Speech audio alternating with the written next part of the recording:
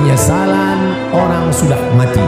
Yang pertama, orang mati menyesal karena tidak bersedekah. Yang kedua, lau kunna nasma'u, andai kami mau mendengar, au naqilu, kami mau berpikir, kami tidak akan menjadi penghuni neraka sa'ir.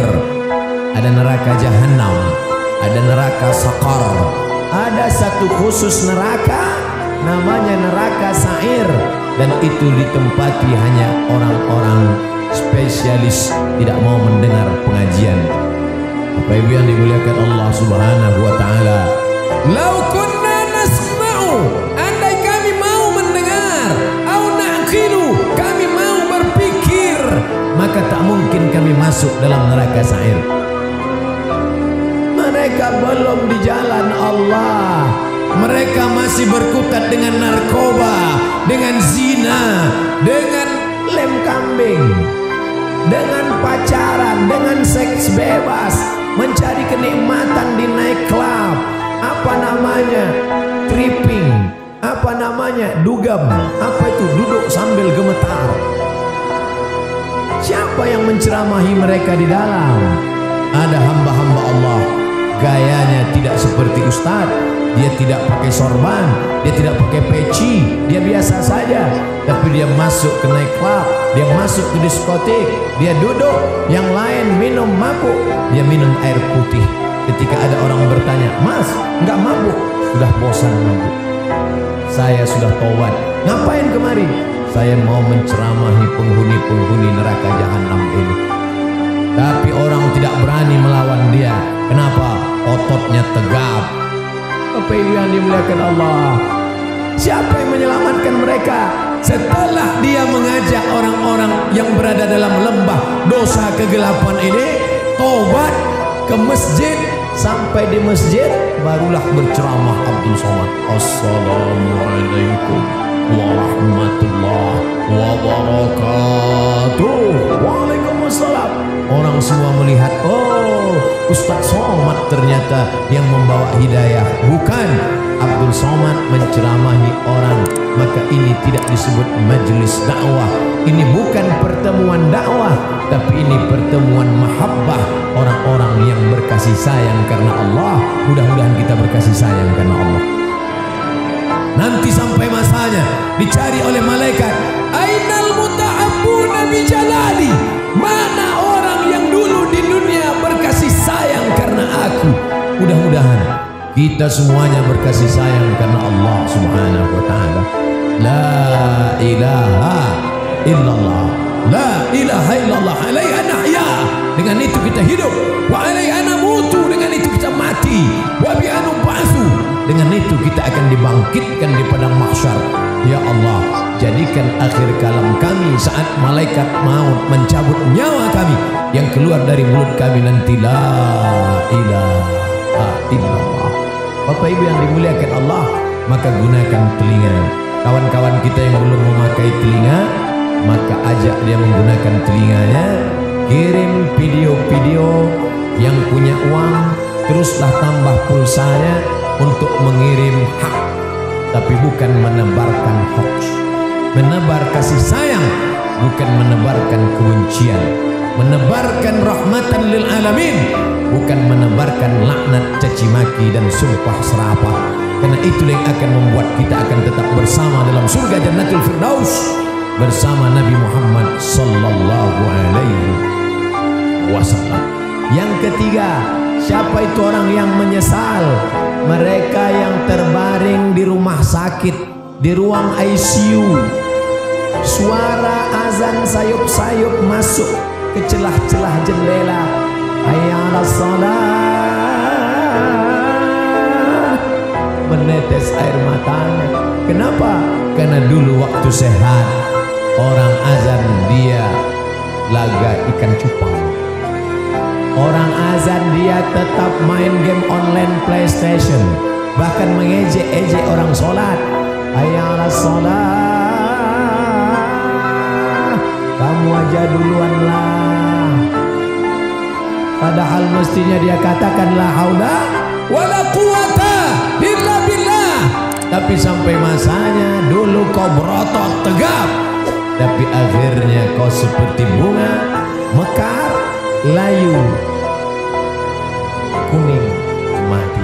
Berapa banyak dulu yang berotot tegap, sebelah kiri tatu ular kobra, sebelah kanan singa. Sekarang begitu keriput, kucing kena minyak. Mana suaramu yang menggelegar dulu? Mana kumis tebalmu dulu? Mana badanmu yang tegap dulu? Tidak ada, keperkasaan hilang, tak bermakna. Tapi kalau pernah kau bawa kakimu ke masjid salat berjamaah, wa naktubu ma qaddamu wa azarahum, kami tulis langkah-langkah tapak kaki mereka.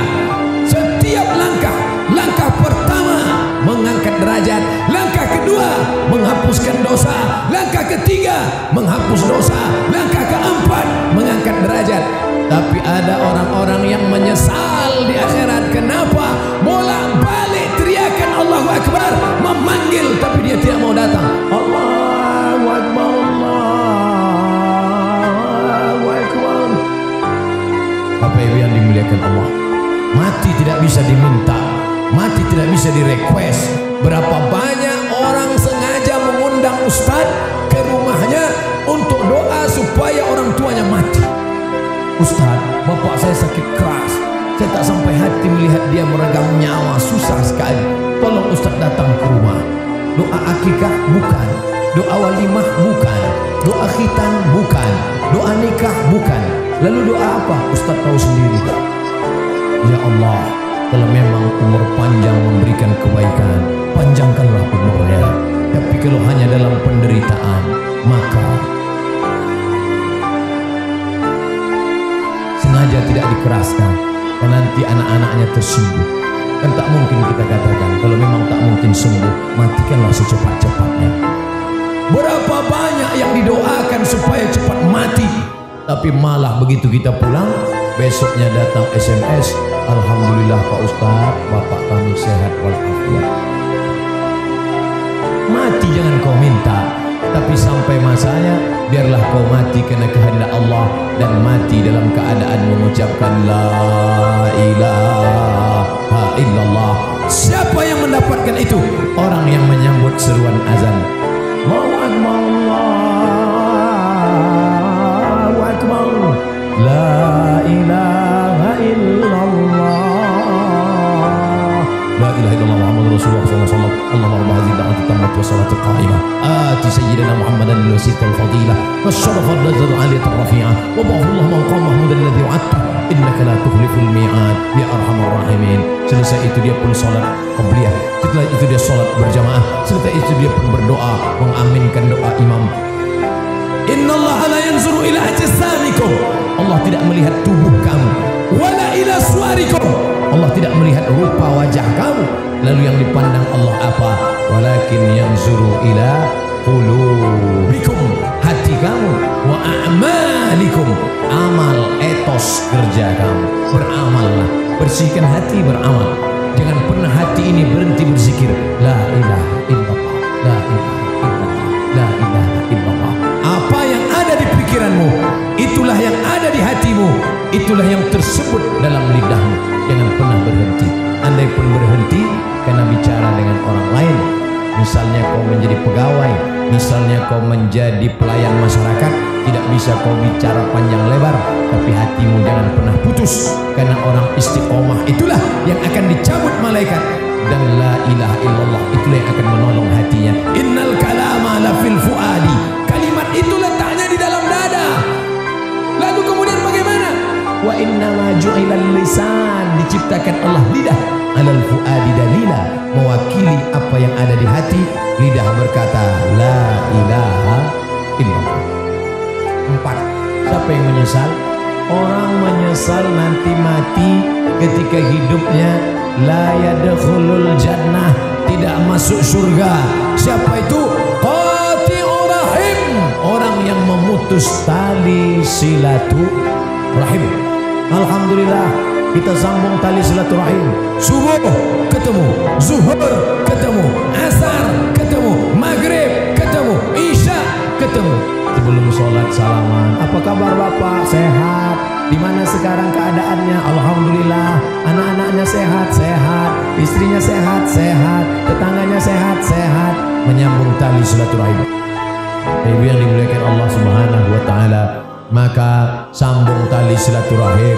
Apalagi ini bulan Rajab, habis ini bulan Sya'ban, habis Sya'ban Ramadan, sambung tali silaturahim. Biasanya tradisi kita dimanapun di Indonesia, di Jawa, di Sumatera, di Kalimantan, di Sulawesi, di Papua, kaum muslimin muslimat mengumpulkan tetangga, sahabat, kerabat, semuanya diberi makan. Habis makan minum, habis minum snack, habis itu cuci mulut, habis itu kata sambutan. Bapak ibu saudara sekalian, anak-anak yatim menghadapi bulan suci Ramadan ini, maukah bapak ibu memaafkan saya? Tetangga yang sudah kenyang pun mau. Menunggu Ramadan baru minta maaf, menunggu Idul Fitri baru minta maaf, masalah. Karena kalau sampai kita mati menghadap Allah Subhanahu wa taala dalam keadaan membawa silap dan salah, termasuk penyesalan, menyesal kenapa aku tidak minta maaf dulu di dunia, menyesal.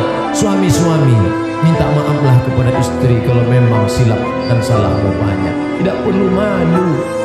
Bapak ibu yang dimuliakan Allah Subhanahu wa taala, kenapa? Daripada kita cari mereka di padang mahsyar, seluruh umat berkumpul, Adam, Idris, Nuh, Saleh, Ilyas, Ilasa, Zakaria, Musa, Yahya, Isa, Daud, Sulaiman, Ayub, Zulkifli. Dari mana kita bisa menjumpai mereka? Bagaimana kita mau mencari mereka? Maka mati dalam keadaan plong, bersih, jangan sampai ada silap, salah dan dosa. Tapi yang namanya manusia, mana ada yang tidak bersalah? La taqraba hadhihi syajarah, jangan kau dekati pohon ini, kata Allah. Pohon apa? Pohon khuldi. Fa'azallahum syaitan, mereka digoda setan. Lalu kemudian Nabi Adam sadar dan dia berdoa. Doanya selalu kita baca, Rabbana zalamna anfusana wa illam taghfir lana wa tarhamna lanakunanna minal khasirin. Minta ampun kepada Allah. Astaghfirullah Rabbal baraya, astaghfirullah minal khataya, astaghfirullah. Ya Allah, begitu banyak silap salah kami. Kata ustadznya, ya Allah, begitu banyak silap salah kami, ya Allah. Jamaah sebagian menangis. Banyak orang tidak bisa menangis sendirian di tengah malam, karena nangis gak bisa dibuat-buat. Makanya kalau Ustadz Arifin Ilham berzikir muhasabah ramai, datang menangis jamaah, a'agim muhasabah, minta maaf. Anak-anak muda digoncang dengan Ustadz Hanan At-Taki, ramai minta maaf pada Allah. Ustadz, kenapa saya susah kalau nangis? Sendirian susah, tapi kalau ramai, melihat teman sebelah nangis, diri nangis, masa gak nangis? Karena jiwa kita ini kadang kalau sendiri rapuh, tapi kalau beramai-ramai mendengar takbir, saya aja tadi hampir nangis depan ramai jamaah ramai sekali. Selama di jalan itu yang saya ucapkan hanya satu, Allahumma salli ala sayyidina Muhammad wa ala ali Muhammad, Allahumma salli ala sayyidina Muhammad wa ala ali Muhammad. Yang kuhadapi ini semuanya umat Muhammad sallallahu alaihi wasallam. Engkau bukan siapa-siapa Abdul Somad, engkau bukan ulama, engkau bukan habaib, engkau bukan ustadz besar, engkau hanya hamba Allah. Dimuliakan kenapa? Karena engkau mengikut sunnah Muhammad sallallahu alaihi wasallam. Maka saya baca selawat Allahumma salli ala Muhammad, Allahumma salli ala Muhammad. Ini yang kutemu ini semuanya umat Muhammad sallallahu alaihi wasallam. Mudah-mudahan kita dipersatukan dengan Sayyidina Maulana Muhammad. Itulah keinginan yang terhebat dari seorang Islam, seorang Muslim, hanifan musliman, wa ma ana minal musyrikin. Satukan kami, pertemukan kami bersama Sayyidina Maulana Muhammad sallallahu ala Muhammad. Marhaba sallallahu alaihi wasallam, marhaba sallallahu ala Muhammad, marhaba sallallahu alaihi wasallam, marhaba. dari telaga Haud ini. Siapa mereka ya Rasulullah? Ikhwani, saudaraku, kata Nabi. Kami kah itu? Tidak. Kamu ashabi, kalian adalah sahabat-sahabatku yang akan minum di telaga ini. Ada nanti di akhir zaman. Siapa yang minum di telaga ini, la yasma'u fiha abada. Setelah dia minum, tidak akan haus selamanya. Mereka saudaraku. Siapa mereka ya Rasulullah? Amanu bi walam yarawni. Mereka beriman kepada aku walaupun tidak pernah berjumpa dengan aku. Mudah-mudahan kita termasuk di dalamnya. Tak pernah kita lihat wajahnya, tak pernah kita lihat jubahnya. Kita hanya tegak di depan makamnya. Assalamualaikum ya Rasulullah, Assalamualaikum ya Habiballah, Assalamualaikum ya Nabi Allah. Itu pun tidak bisa tegak lama, baru tegak sebentar. Haji roh. Menangis bapak-bapak, menangis. Bapak nangis kenapa? Saya kok diusir Pak Ustaz. Bapak jangan suuzon. Kalau bapak tegak lama di situ macet total. Coba tengok orang dari ujung ramai. Iya juga ya, iya. Jadi berdoanya mana? Pagi di luar masjid sana. Minta kepada Allah. Selawat tidak terhalang tempat. Dari Bandung selawat silakan. Allahumma salli ala sayyidina Muhammad wa ala ali Muhammad. Allahumma salli ala Muhammad wa ala ali Muhammad. Inna salatakum ma'rudatun alayya. Selawat kamu dari Bandung akan dibawa ke kota Al-Madinah Al-Munawwarah. Berapa jarak dari Bandung ke Madinah? 9.000 km. Siapa yang tak percaya, ukur sendiri. Solawat kalian dari Bandung akan dibawa ke sana. Silaturahim dengan Nabi tak pernah putus. Silaturahim dengan sahabat Nabi tak pernah putus. Al-Khalifatul Awal Abu Bakr As-Siddiq radhiyallahu an. Al-Khalifatul Tsani Sayyidina Umar ibn al-Khattab radhiyallahu an. Tak pernah putus hubungan kita dengan mereka. Nabi, sahabat Nabi, tabi'in, ulama, setiap umat Islam Indonesia yang mengamalkan mazhab Syafi'i mengalir pahalanya kepada Imam Syafi'i. Makamnya di Mesir tahun 204, dimakamkan di Fustat Kairo, mengalir pahalanya. Setiap ulama, setiap ustaz yang berceramah meriwayatkan hadis Sahih Al-Bukhari sampai pahalanya ke makam Imam Al-Bukhari. Maka hubungan kita tak pernah putus. Tapi ketika hidup ini jangan sampai putus hubungan. Bapak Ibu yang dimuliakan Allah Subhanahu wa taala. Lalu kemudian yang terakhir, apa yang disesali manusia? Yang disesalinya adalah karena dia tidak pernah berdakwah. Hidup pernah, kaya pernah, berkuasa pernah, tapi berdakwah tidak pernah. Dakwah itu ceramah Pak Ustadz, bukan. Ini yang perlu diluruskan. Ada orang memahami dakwah itu ceramah. Gubernur nggak perlu ceramah. Kenapa? Sudah ada Ustadz Somad ceramah. Tapi gubernur dakwahnya apa? Membangun lokal untuk orang anak-anak usia sekolah. 7,2 juta. Jawa Barat penduduknya 48 juta. Anak usia sekolah 4,7,2 juta. Tidak bisa sekolah karena tidak ada lokal. Tapi ketika ada kekuasaan di tangan, menjadi gubernur, bisa dibangun sebanyak sekian ribu lokal. Akhirnya sekarang anak usia tamat yang bisa sekolah dari awalnya 800.000 orang menjadi 2 juta orang bisa tamat. Karena apa? Dakwah dengan kekuasaan. Allahu Akbar. Dakwah dengan ceramah. Dakwah dengan ceramah. Oleh sebab itu maka berdakwahlah. Saya kebetulan dakwahnya cuma bisa ceramah dengan lidah. Bapak-bapak dari Polda, bapak-bapak dari Polresta, mereka nggak ceramah. Bapak-bapak kepolisian tidak perlu ceramah, cukup dengan pakai seragam datang ke masjid. Anak-anak muda termotivasi. Bro, lihat tuh Pak polisi aja ke masjid. Masa kita nggak ke masjid? Iya juga ya. Tentara-tentara cukup dengan seragamnya. Allahu Akbar. Orang takut. Siapa yang ngejek-ngejek orang sholat yang di internet itu? Siapa yang berani ngejek orang sholat di internet? Kalau sudah polisi tentara ke masjid sholat berjamaah. Dakwah dengan perbuatan. Lisanul hal, perbuatan. aqsah min lisanil maqal, lebih menyentuh, lebih sampai ke hati daripada ucapan.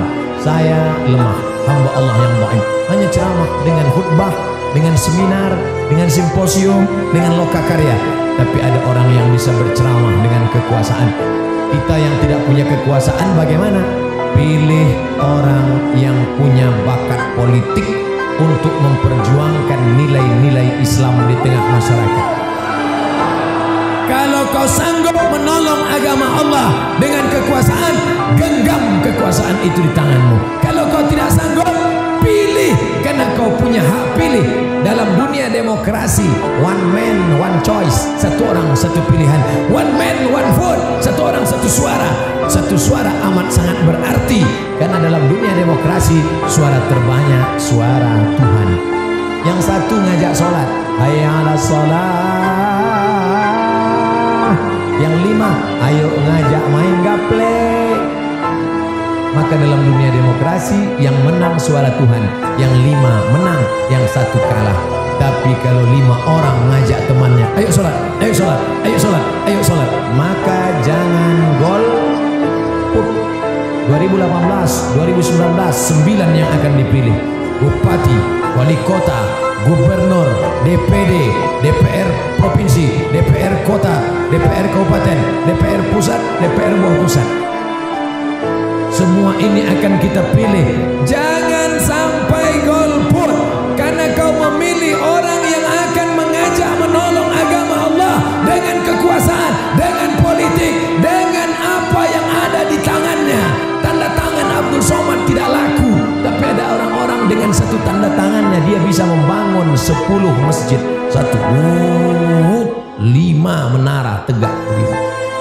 Abdul Somad, peletakan batu pertama yang akan diletakkan oleh Ustadz Abdul Somad. Sampai sekarang masjidnya nggak siap-siap. Maka saya sampaikan kepada jamaah, dimanapun saya ceramah nanti di berbagai kota, kalau ada yang mau bangun masjid, jangan ajak saya meletakkan batu pertama, karena beberapa masjid yang saya letakkan memang nggak siap. Tapi ada orang yang punya kekuasaan, begitu dia tanda tangan prasastinya, langsung jamaah datang bawa proposal, turun dana, tanpa harus pakai rebana ya dana, turun. Kenapa? Ada kekuasaan. Begitulah hebatnya kekuasaan. Sampai apa kata Imam Ahmad bin Hanbal, seandainya orang itu punya doa, doanya makbul mustajab, dan doanya itu cuma satu saja, doanya satu, dia tidak akan minta Allahumma rzuqni zaujatan salihatan jamilatan, berikan aku istri yang cantik dan salihah. Tidak, karena yang bisa menikmatinya hanya dia saja, sedangkan tetangganya cuma ngences niat. Tapi dia akan minta Allahumma rzuqna imaman adila, berikan kami pemimpin-pemimpin yang adil ya Allah. Kenapa? Dengan keadilan mereka, negeri ini akan menjadi baldatun thayyibatun wa rabbun ghafur, insyaallah. Amin. Bapak Ibu yang dimuliakan Allah SWT, itulah 5 poin yang dapat saya sampaikan. Kalau ada nanti di tempat lain Ustadz bisa menyampaikan 7 poin, berarti Ustadz itu ilmunya lebih banyak daripada saya. Kalau ada Ustadz yang menyampaikan 3 poin, berarti waktunya lebih pendek daripada saya. Jangan pernah suudzon pada orang, jaga yang 5 ini.